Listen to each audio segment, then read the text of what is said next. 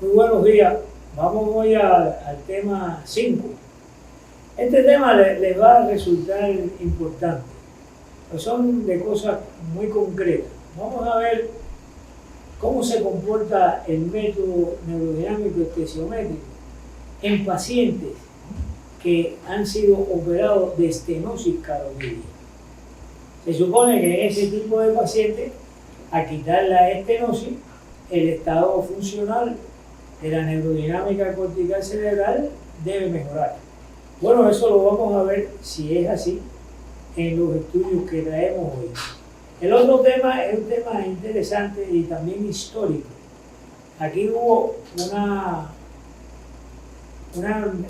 neuropatía epidémica, que se llamó así al final, neuropatía epidémica cubana, que afectó a una gran parte de la población.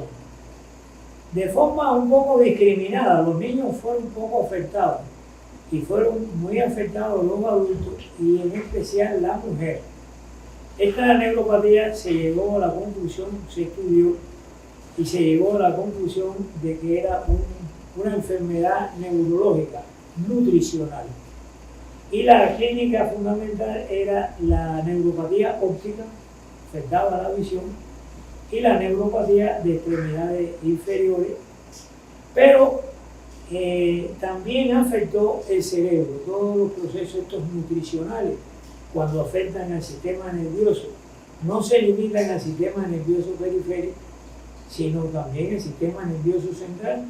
Bueno, ya la toma del nervio óptico, eso es toma del central, del sistema nervioso central, ese no es un nervio periférico.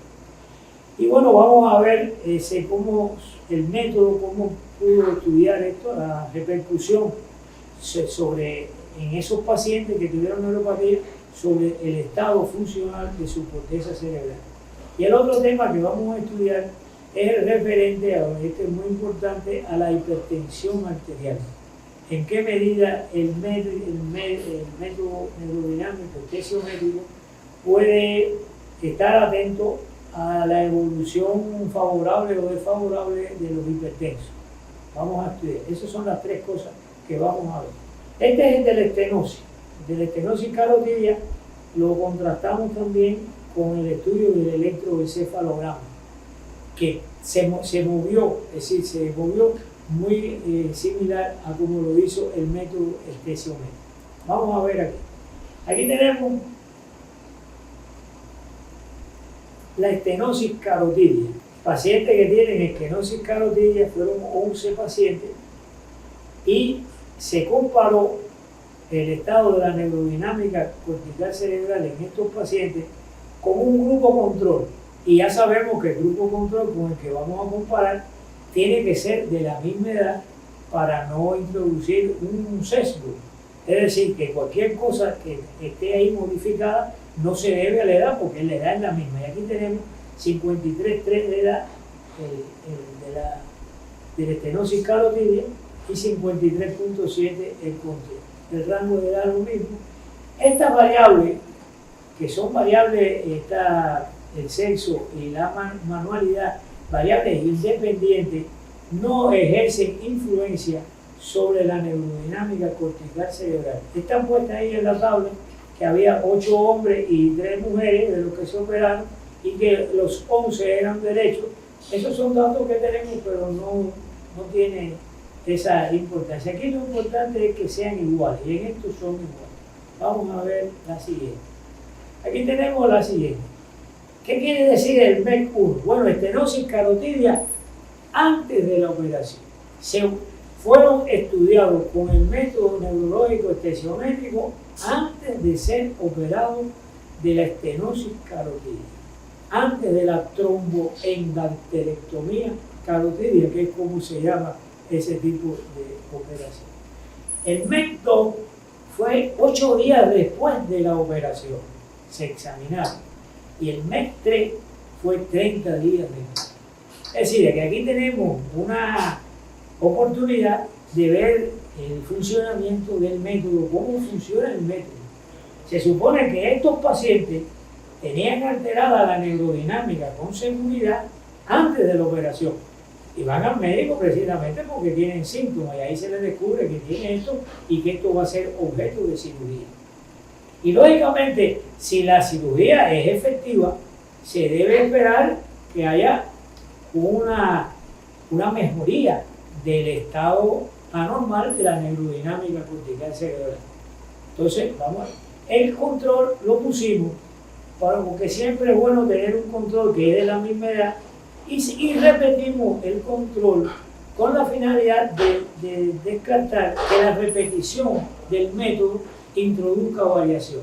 Se hizo aquí inicial, es la muestra de esta control, que son gente sana, y a los 8 días se volvieron a explorar y bueno, traemos los resultados aquí. Vamos a ver aquí. Aquí tenemos un gráfico. El normal es las personas normales, el porciento de normalidad de personas que tienen la neurodinámica cortical normal. Este color, que es un cremita, no se ven los colores, el limítrofe, está ahí, el que no está dudoso, puede ser normal en un momento o anormal en otro momento. Pero bueno, lo tenemos.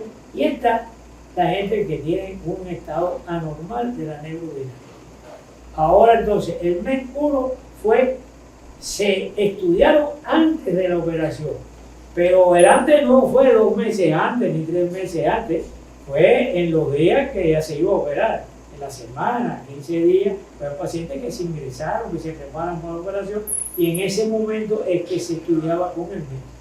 Esa muestra inicial, antes de la operación, tenía un 64% de anormalidad de la neurodinámica cortical.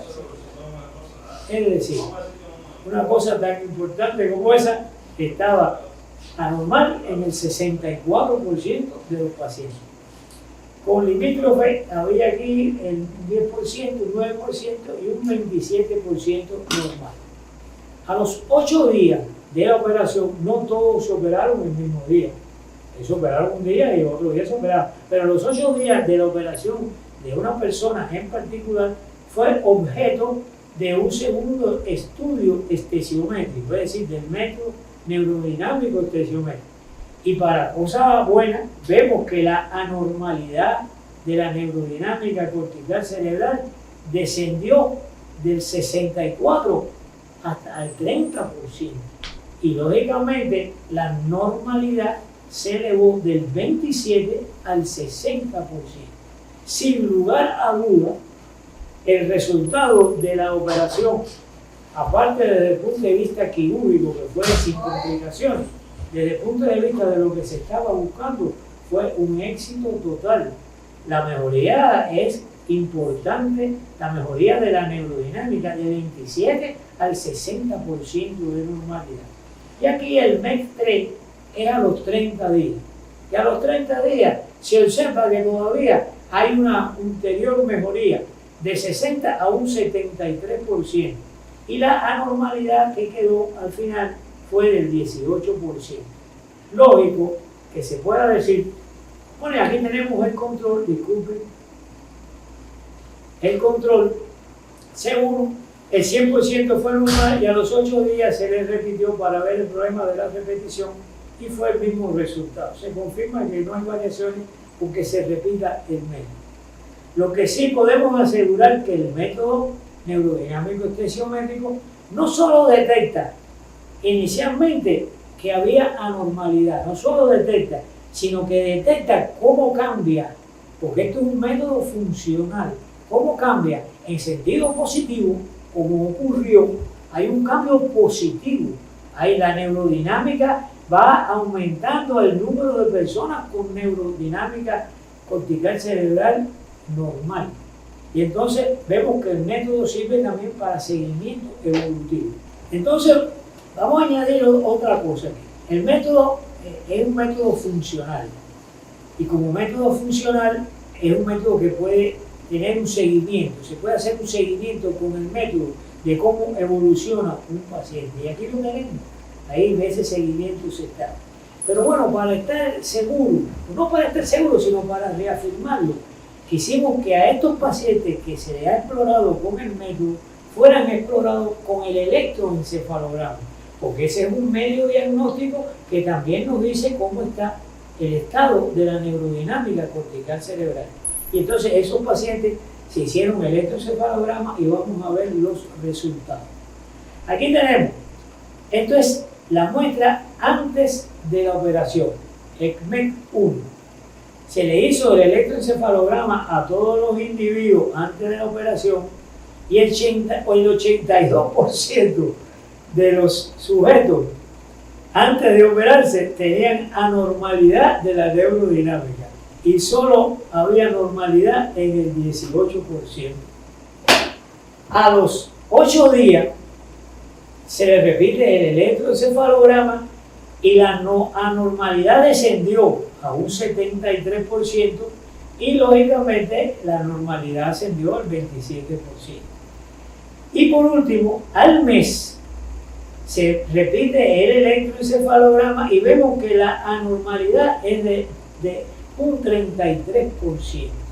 Es decir, antes de operarse, el electro normal, la normalidad fue del 82% y después, un mes después de operado, del 33%. Es decir, es un medio que también sigue la evolución. Pero ojo, yo no estoy haciendo crítica, este es un medio que se utiliza, pero es un medio caro, es un medio diagnóstico, se necesita un equipo y esto es un método clínico. Estamos haciendo una comparación de un método clínico con un medio diagnóstico y vemos que el método clínico sí da resultados de seguimiento aquí como lo estamos viendo. Vamos a seguir. Aquí tenemos de forma gráfica, quizás no debía de repetirlo, pero voy a hacer. Aquí estamos estudiando el resultado de la neurodinámica cortical cerebral con las variables estas cualitativas, que son los tipos de curva.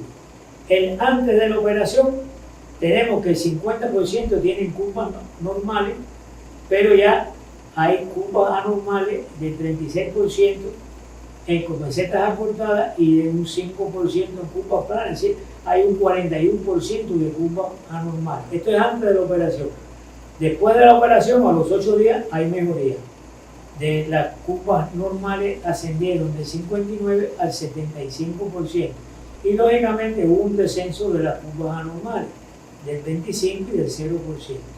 Y al mes, el 86% de las curvas fueron mesetas típicas y un 14% fueron curvas anormales, pero fueron curvas de mesetas acortadas, que muchas veces la M es de 6, está en el límite con lo normal. Y aquí tenemos las curvas que se obtuvieron con los controles que son idénticas y que son predominio total, prácticamente 97% de mesetas típicas. Aquí tenemos otro caso. Este es de otra enfermedad vascular cerebral, el ictus isquémico cerebral. Es el paciente que está en su casa, la persona que está en su casa y de pronto tiene un evento y en ese evento tiene una parálisis de un brazo, de una pierna, de la cara, o tiene un trastorno del habla, es decir, tiene un ictus que después se confirma o no con la clínica. En estos casos tuvieron un ictus cerebral. Estos son pacientes que tienen una enfermedad vascular, el PV. Y está el control no puede faltar. Estos se enfermaron, y estos que se enfermaron tenían una edad media, el conjunto, de 60.3, y este era el rango. Nosotros entonces hicimos una muestra de normales, la muestra C, y escogimos un rango de edad muy similar de 41 a 77 y una edad media. Es decir, que estas dos muestras son iguales en edad. Nos quitamos este problema de la edad de arriba. Si hay un cambio, el cambio no es por la edad. Entonces, bueno, aquí hubo 9 masculinos y 8 femeninos, fueron 17 casos y 17 casos control. El control fueron sanos, pero se escogió un control que fueran hipertensos. Este es un detalle importante, porque si no admitimos hipertensos, en general toda la gente que tiene un ictus son hipertensos anteriores. Entonces nosotros vamos a coger personas que no han tenido ictus, pero que ya son hipertensos. Y vamos a compararlo en esa etapa. Por eso creo que esa comparación es muy buena, muy adecuada de hacer y vamos a ver los resultados. Aquí el PB1, es decir, cuando llega al hospital, el estudio del método se hace en las 72 horas de ocurrir. No que se espere 72 horas, sino que se hace en el entorno ese. Puede ser a las 48 horas o a las 36 horas del evento. Pero bueno, el margen máximo es de 72. Es decir, en la etapa aguda es que se le hace a esta muestra, que se divide entonces PB1. Después se estudia esta muestra, que ya pasó la etapa esa inicial, a los 14 días de ocurrido el ictus. Como las personas no tienen el ictus todo el mundo al mismo tiempo, es posible examinar a la persona, porque son 2 o 3 personas, o una sola. Es decir, pero sí a los 14 días se repite y a los 30 días se repite. Es decir, aquí estamos estudiando con el método estesiométrico el inicio y la evolución de una enfermedad oclusiva vascular cerebral que afecta en general, y esto lo voy a adelantar ahora, que afecta a uno u a otro hemisferio cerebral. El ictus cerebral como entidad es fundamentalmente asimétrico. Cuando hay un ictus se afecta un hemisferio cerebral, o bueno, u otras estructuras, pero hablando de los hemisferios cerebrales, se afecta el ictus, afecta el hemisferio cerebral izquierdo o el derecho, cualquiera de ellos. Es muy difícil que el ictus afecte a los 2 hemisferios al mismo tiempo, como sucede, por ejemplo, con las enfermedades degenerativas. Es una demencia que la degeneración afecta a los 2 hemisferios, pero el ictus no, el ictus generalmente es asimétrico. Es un ictus del hemisferio izquierdo o del hemisferio derecho. Esto lo digo por lo que vamos a ver a posteriori. Vamos a ver aquí que tenemos un gráfico, que las cosas con gráficas se ven también más bonitas, y se ve la evolución del estado de la neurodinámica cortical cerebral en un ictus cerebral vascular isquémico en el momento, es decir, en las 72 horas de ocurrir, a los 14 días de ocurrir y al mes de ocurrir. Y se compara con una muestra de control de rutina de la misma edad, para que la edad no esté entrando en... Aquí tenemos entonces, pues ya lo vimos, nada más que vemos cómo la anormalidad se va reduciendo. 65, 47, 18%, y la normalidad va a aumentar. Es decir, que refleja lo que queremos decir. Aquí tenemos entonces ahora que este método, además de detectar si la neurodinámica es normal o es anormal, el método neurodinámico es capaz de detectar la intensidad de la anormalidad. Si la anormalidad es intensa, si es moderada o si es ligera. Eso lo puede hacer el método. Y como ejemplo lo traemos. Aquí la PBI fueron los individuos que se enfermaron con la estenosis, con una isquemia cerebral. Los 17, la anormalidad de la neurodinámica ocurrió en 11 sujetos de 17. Pero la anormalidad de esos 11 sujetos fue de intensidad marcada, que el método lo puede detectar.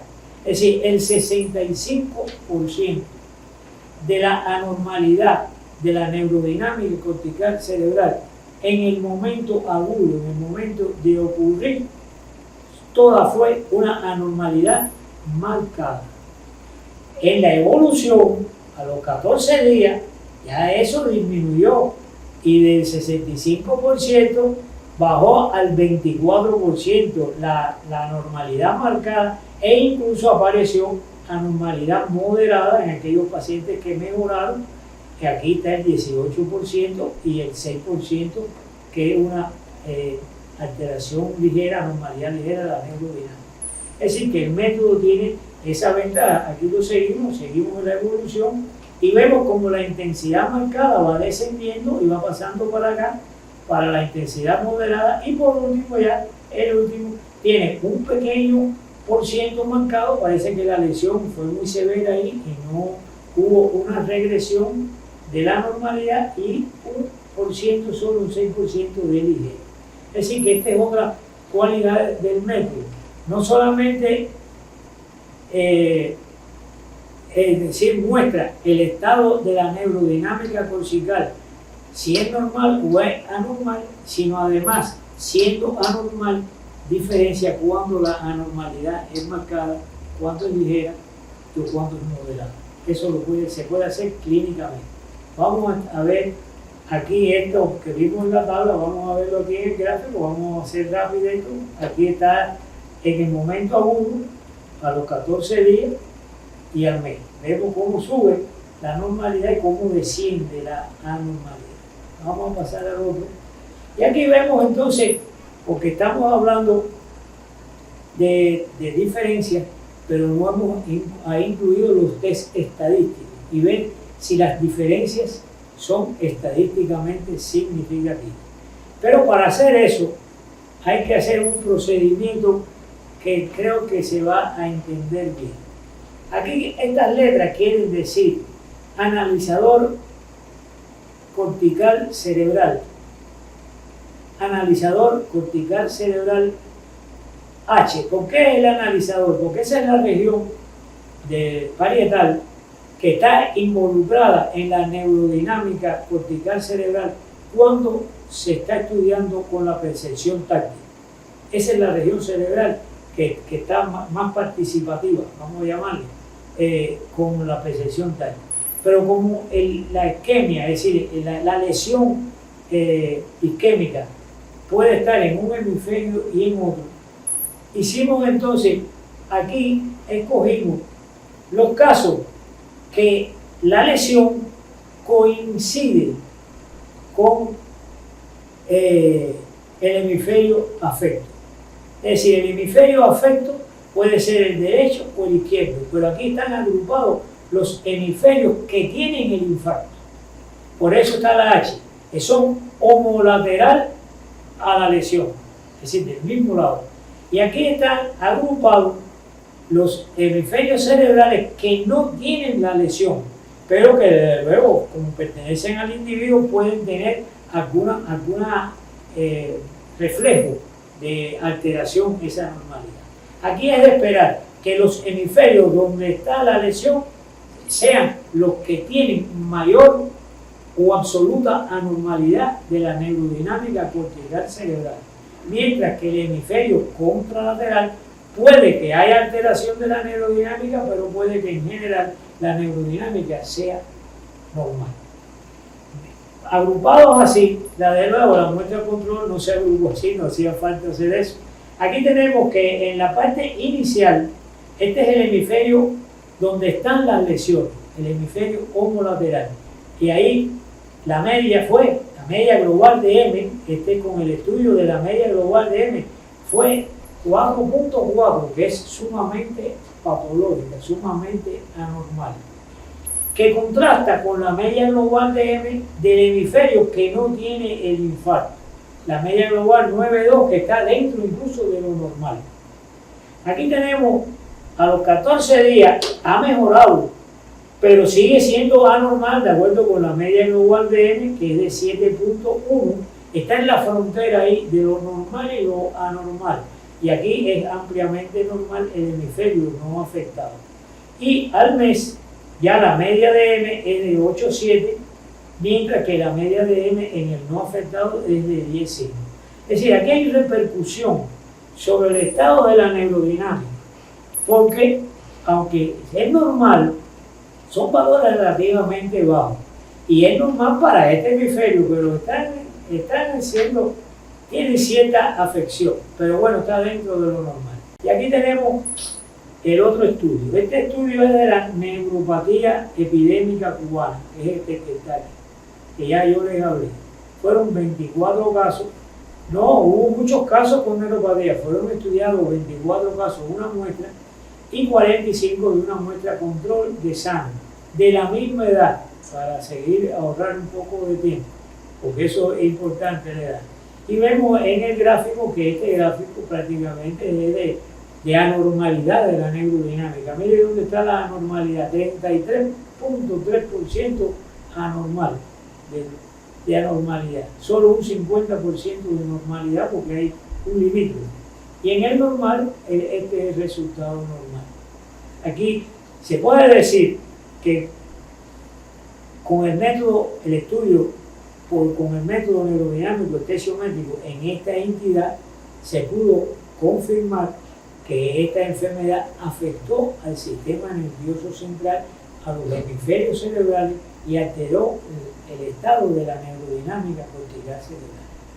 Ese aspecto no fue muy estudiado, fue muy estudiado, pero este aspecto específico no fue tan bien estudiado, y sí hubo pacientes que tuvieron manifestaciones psicológicas en esta enfermedad, pero bueno, no hay duda de que la enfermedad sí afectó al sistema nervioso central, a los hemisferios cerebrales.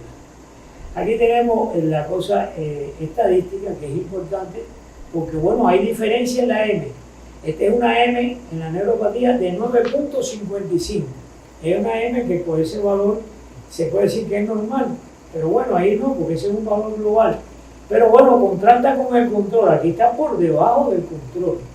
Y eso ya está por debajo del control, que está mal. Está por debajo del control y tiene unos umbrales muy elevados. 3.11 contra 2.53, 3.13 contra 2.66.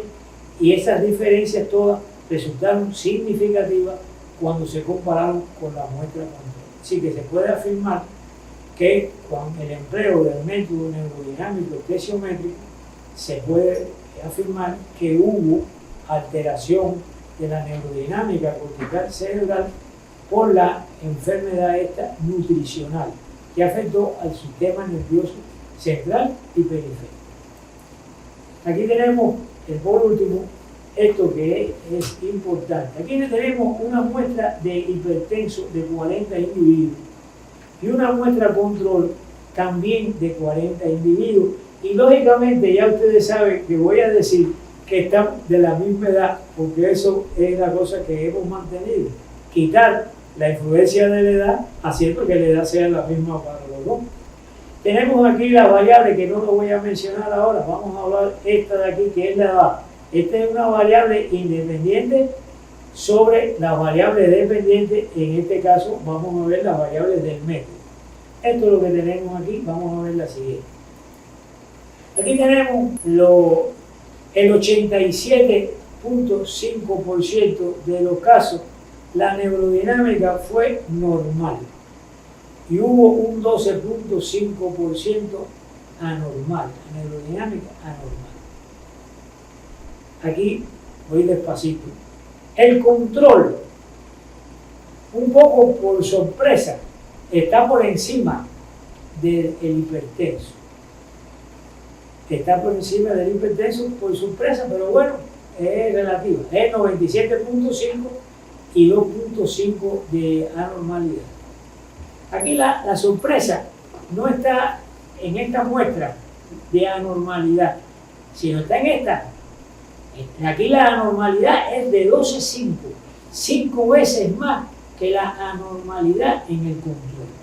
Es una muestra que tiene una media de M, una media global cuantitativa de M por encima del control. Y eso, al parecer, es una contradicción. Porque si hay una afectación de la neurodinámica cerebral, la M está por debajo de la muestra que tiene una neurodinámica normal. Aquí el control tiene una M de 10.87. Es una media normal de 87, pero está por debajo de la M. Y ese dato puede llegar a sugerir que la muestra de hipertenso tiene una neurodinámica cerebral mejor que la del control. Y no es así. En esta diapositiva vemos que la anormalidad fue 5 veces superior en la hipertensión que en el control. Es decir, el tener hipertensión, aunque no haya síntomas clínicos, el tener hipertensión, aunque no haya síntomas clínicos, hace que la anormalidad puede estar comprometida.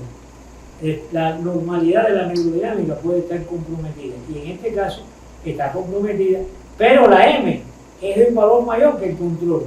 Eso hay que darle una explicación, porque ese es un dato que es contradictorio. Aquí tenemos este gráfico, lo vamos a mostrar, donde vemos que para sorpresa, bueno, no para sorpresa, aquí vemos que la muestra de hipertenso tiene 5 veces más anormalidad, casos anormales de la neurodinámica, que la muestra control. En la muestra control fue el 2.5% y en la hipertensión fue el 12.5%. Fue 5 veces más. Y por lo tanto, lógicamente, la normalidad es de 97.5 y aquí es de 87.5, una diferencia de 10.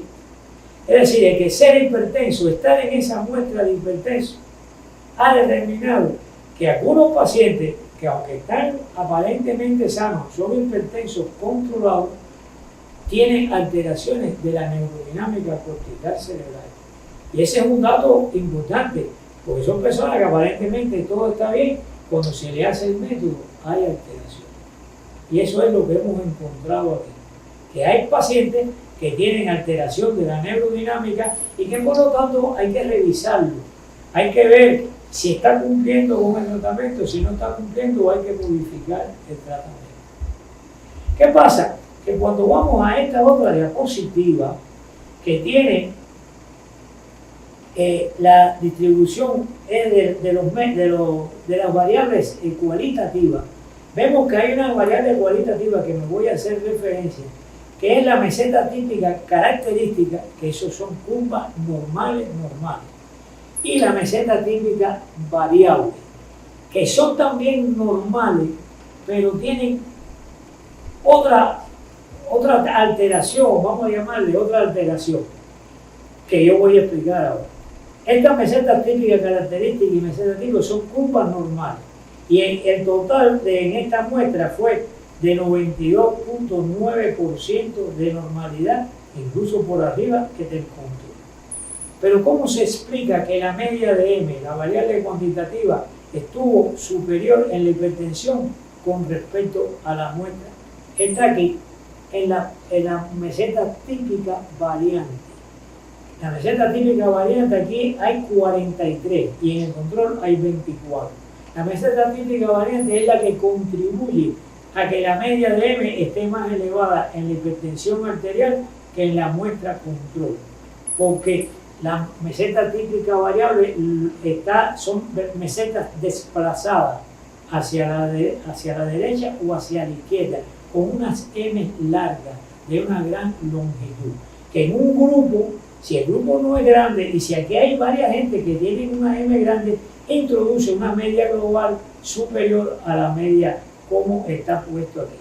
Cuando se hace el estudio estadístico, se ve que hay diferencia estadística en la media de M y en la media del UVT2. En el UVT1 no hubo, y en la media del UVT2, que fue mayor en la muestra de control que en la muestra de hipertensión.